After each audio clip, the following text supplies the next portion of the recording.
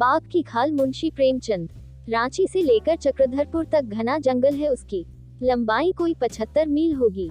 इस जंगल में तरह तरह के जानवर रहते हैं, उनमें बाघ सबसे खौफनाक होता है। कई साल हुए मेरा एक दोस्त और मैं रांची के एक दफ्तर में काम करते थे। हम दोनों चक्रधरपुर के रहने वाले थे। जब दफ्तर में छुट्टियां हो जाती तो हम दोनों घर चले जाते थे। वहाँ रेलवे लाइन है, एक मोटर बस चला करती है। एक बार हम दोनों को एक बड़े जरूरी काम से घर जाना पड़ा। संयोग से उस दिन मोटर बस भी न मिली। आखिर ये तय किया कि बैलगाड़ी पर चले। हिसाब लगाकर देखा कि अगर बीच में कहीं न ठहरे तो 9-10 घंटों में पहुंच जाएंगे। आखिर कुछ खाने पीने का सामान लेकर हम दोनों साइकिल पर सवार होकर शाम को 6 बजे निकल खड़े हुए। उजाली रात थी। मील भर जाने के बाद चांद निकल आया। आस पास की पहाड़ियां दिखाई देने लगी। चारों ओर सन्नाटा छाया हुआ था और उस सन्नाटे को चीरती हुई हमारी साइकिलें सन सन चली जा रही थी। थोड़ी थोड़ी दूर पर जंगली आदमियों की बस्तियां मिल जाती थी।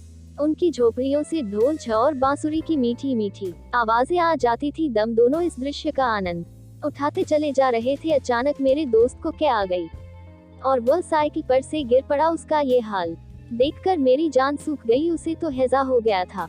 अब क्या करूं, न कोई बस्ती न गांव, उसे कहां ले जाऊं, कुछ समझ में न आता था। मैंने अपने दोस्त का नाम लेकर पुकारा, मगर उसके मुंह से कोई आवाज न निकली। वह दर्द भरी आंखों से मेरी तरफ देखने लगा।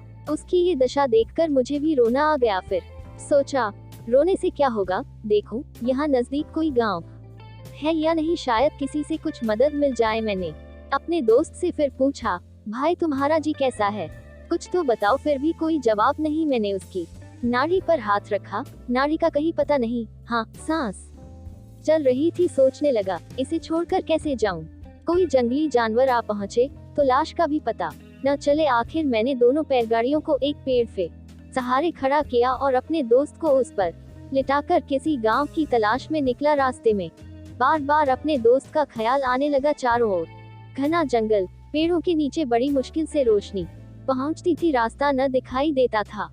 अचानक मैं एक पत्थर से ठोकर खाकर गिर पड़ा। चोट तो ज्यादा न आई, मगर हाथ पांव कुछ छिल गए। मैं फिर उठा की एकाएक कुछ आहट पाकर पीछे की ओर ताका।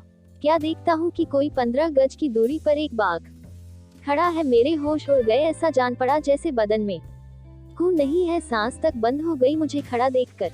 वह भी रुक गया। फिर मैंने सोचा कि शायद मुझे भ्रम हो गया है, शायद मैं किसी पेड़ की परछाई को बाघ समझ रहा हूँ। ये सोचकर मैं फिर आगे बढ़ा, मगर आंखें पीछे ही लगी रही। अब की बार सचमुच मुझे पत्तों की खड़खड़ाहट सुनाई दी। मैंने फिर पीछे की ओर देखा।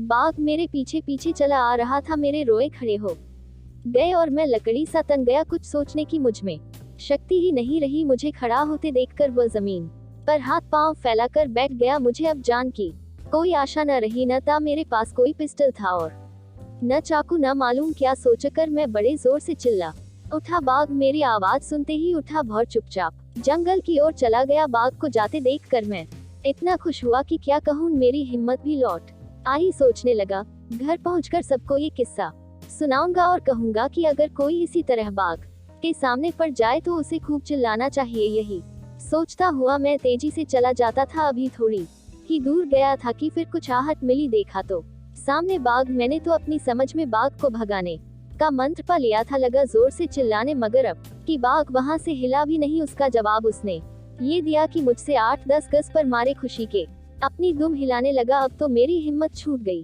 कह नहीं सकता कि मैं कितनी देर तक वहां खड़ा रहा। एकाएक मोटर के हॉर्न की आवाज कान में आई।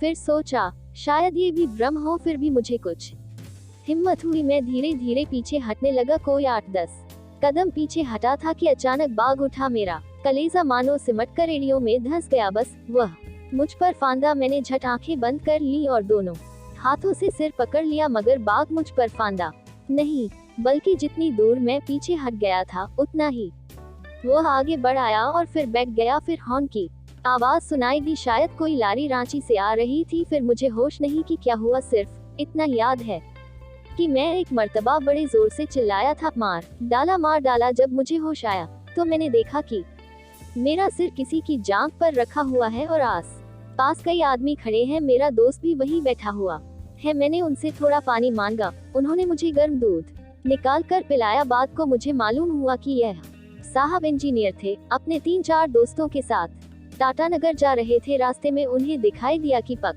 पेड़ के नीचे 2 आंखें सी चमक रही हैं। उन्होंने बाघ समझकर बंदूक उठाई। अचानक उस पर मोटर की रोशनी पड़ते ही उन्होंने देखा कि वह आंखें नहीं हैं, बल्कि 2 बैलगाड़ियों की बत्तियां जल रही हैं। उन्होंने फौरन मोटर रोक लिया और उतरकर पेड़ के नीचे आए तो देखा कि एक आदमी बेहोश पड़ा हुआ है। उनके पास कुछ दवाएं थी। दवाएं पिलाने से उस आदमी की हालत कुछ संभल गई। उन्होंने उसे मोटर में बैठाया और चले ही आ रहे थे कि फिर देखा कि एक बाघ मेरी छाती पर दोनों अगले पंजे रखकर बैठा हुआ है। मोटर के करीब आते ही बाघ ने मुझे छोड़ दिया और भागा, मगर इंजीनियर साहब की बंदूक ने उसे वही ठंडा कर दिया। उन्हीं की मदद से हम दोनों घर पहुंचे। मेरे सारे कपड़े खून से तर थे, छाती में जख्म हो गया था। कई दिन मरहमती करने के बाद मैं अच्छा होकर फिर रांची लौटा। उसके थोड़े हो दिन बाद इंजीनियर साहब ने मुझे एक बाघ की खाल भेज दी और लिखा कि वह उसी बाघ की खाल है। ये खाल अभी तक मेरे पास मौजूद है।